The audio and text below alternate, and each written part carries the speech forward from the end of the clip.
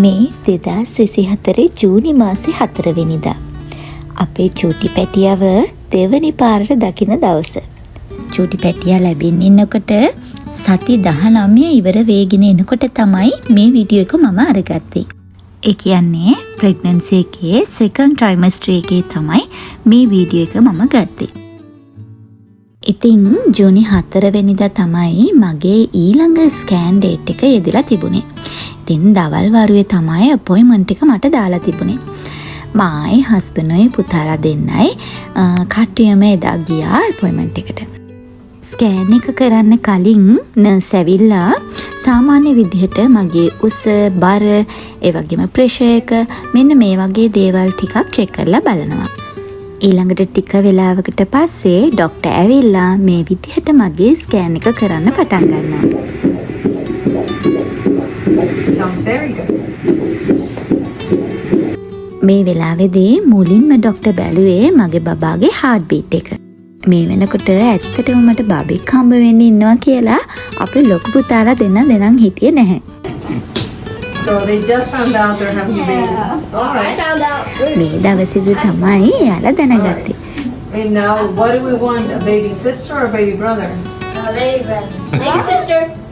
Baby brother. Somebody's gonna be happy and somebody's gonna be sad. ඔන්න ඉතින් ලොකු පුතාට ඕන මල්ලි කෙනෙක්, චූටි පුතාට ඕන නංගි කෙනෙක්. මේ ගැන තමයි ඉතින් ડોක්ටර්ත් එක්ක ගොඩාක් වෙලා කියෝ දෙන්න හිටියේ. Say, okay, the boys, if they can tell if it's a baby brother or baby sister. These are little legs. I think it's a babe. I think it's a boy. I think it's a boy. I think it's a. අනේ ඉතින් මේ දවසේ මේ මොහොත එනකන් මම දින ගැන බලන් හිටියා. අපිට තවත් පුංචි පුතෙක්. දැන් අපිට පුතාලා 3 දෙනෙක්ම ඉන්නවා.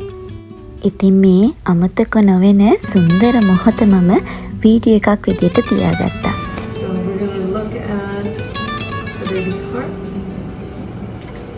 So we're gonna look at all the baby parts in a lot of detail today. Okay?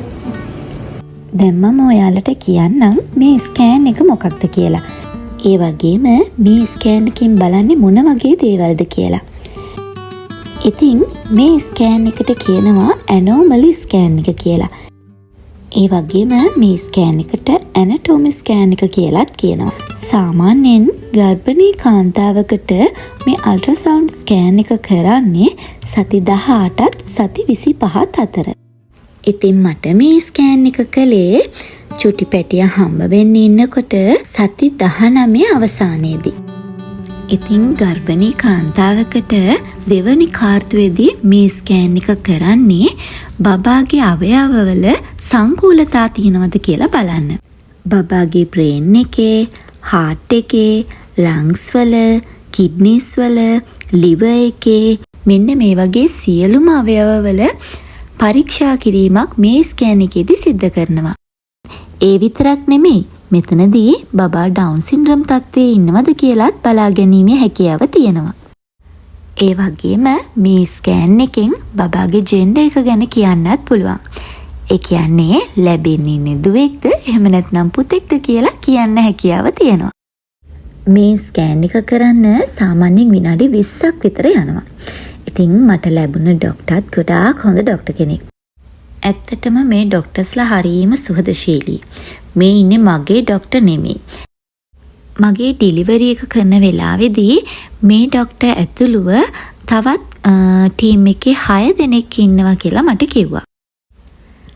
මගේ මුළු ප්‍රෙග්නන්සි එක පුරාවටම මට හම්බ වෙච්ච නර්ස්ලා, ડોක්ටර්ස්ලා හැම කෙනෙක්ම හරිම හොඳයි. ඒ හැමෝම හරිම කරුණාවන්තයි. මේ අපේ රටේ අය නෙවෙයි නේද කියලා මට නිකමටවත් හිතුනේ නැහැ. මේ ස්කෑන් එක කරන්න විනාඩි 20කට වඩා කාලයක් ගියා. ඉතින් මේ විනාඩි 20කට වඩා වැඩි කාලයක් අතරතුරදී ડોක්ටර් එකින් එක බබාගේ අවයව සම්බන්ධව මට වෙනම විස්තර කරා. ඉතින් බබාට කිසිම ප්‍රශ්නයක් නැතුව එයා හොඳින් ඉන්නවා කියලා තමයි ડોක්ටර් මට කිව්වේ. මම මේ වීඩියෝ එක කළේ මේ සුන්දර මතකයන් එකතු කරගන්න වගේම මගේ එක්ස්පීරියන්ස් එක ඔයාලත් එක්ක බෙදා ගන්න. මගේ වීඩියෝස් බලන සමහර අයට මේ දේවල් ගැන දැනගන්න ගොඩාක් අවශ්‍යතාවය තියෙනවා. මොකද ඉතින් ලංකාවේ ඉඳලා ඇමරිකාවට එන්න බලාගෙන ඉන්න පිරිසක්, ඒ වගේම ලංකාවෙන් ඇමරිකාවට ඇවිත් ඉන්න පිරිසක් ඉන්නවා. ඉතින් මෙන්න මේ අයට මේ වගේ විස්තර ගොඩාක් වටිනවා. ඒක නිසා මම හිතනවා මගේ මේ වීඩියෝ එකනොත් දන්නේ නැති දෙයක් තිබුණා නම් ඔයාලට දැනගන්න ලැබෙන්නේ නැති කියලා. විශේෂයෙන්ම ප්‍රෙග්නන්සි එක හා සම්බන්ධව තොරතුරු ගොඩක්ම අවශ්‍ය වෙන්නේ දරුවෙක් බලාපොරොත්තුවෙන් ඉන්න කෙනෙක්ට. ඉතින් මේ වීඩියෝ එක බලන ඔයා ඒ බලාපොරොත්තුවත් සමග ඉන්න කෙනෙක් නම් මම මගේ මුළු හදවතින්ම ප්‍රාර්ථනා කරනවා ඔයාගේ ඒ බලාපොරොත්තුව සාර්ථකව ඉතා ඉක්මනින්ම ඉෂ්ට වෙන්න කියලා.